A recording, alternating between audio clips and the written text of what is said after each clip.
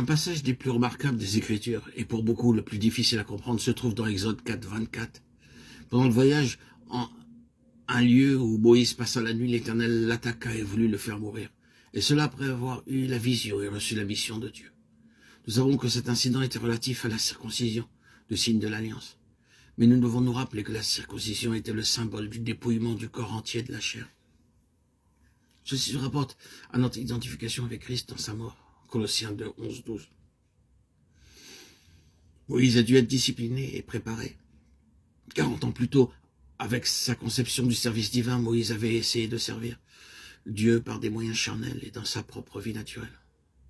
Il en a résulté l'échec inévitable et l'arrêt de tout service. Durant les 40 années qui suivirent, le principe de mort a dû être appliqué, jusqu'à ce que la seule expression sincère en ce qui concerne un service spirituel soit « je ne peux pas ». Le Seigneur s'était délibérément donné de la peine pour le réduire à néant. Cependant, la vérité fondamentale doit prendre une forme concrète, qui soit un témoignage de reconnaissance à cette vérité.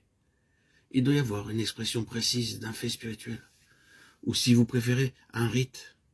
Mais le rite n'est rien en lui-même, seulement une reconnaissance de l'acceptation de la réalité spirituelle. La circoncision était ceci en Israël, ce qui encercle le sang, séparant l'homme naturel du spirituel. Le vieux du nouveau, d'où l'incident mentionné.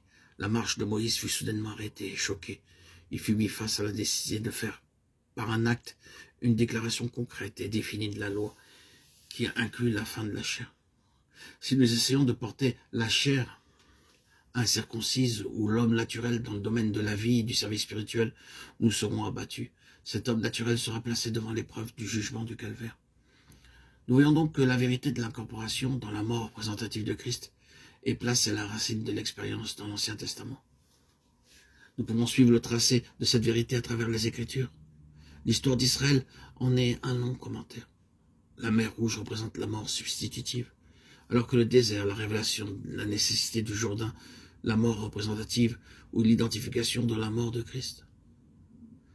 Lorsque nous parvenons aux bénédictions de l'œuvre substitutive de Christ et à la jouissance de la justification par la foi, et si notre vie spirituelle est une vie progressive et pure, nous commencerons à nous rendre compte qu'il y a un abîme considérable entre la vieille création et la nouvelle, entre l'homme naturel et le spirituel. Ceci se produira seulement de manière progressive, graduelle, mais pour Dieu, c'est déjà une affaire réglée. Pour lui, les deux, l'homme naturel et l'homme spirituel, ne s'imbriquent pas. Ce sont des pôles éloignés l'un de l'autre. Les réunir est pour lui une sorte de fornication spirituelle. Et les fruits ainsi produits dans la vie et le service sont illicites. Le but de Dieu est de nous rendre ceci de plus en plus clair. Et alors qu'il pourrait nous sembler qu'il y ait beaucoup de mélange, que les deux s'entremêlent, Dieu nous dévoilera avec une clarté toujours croissante qu'il a mis les dimensions de la croix éternelle entre les deux.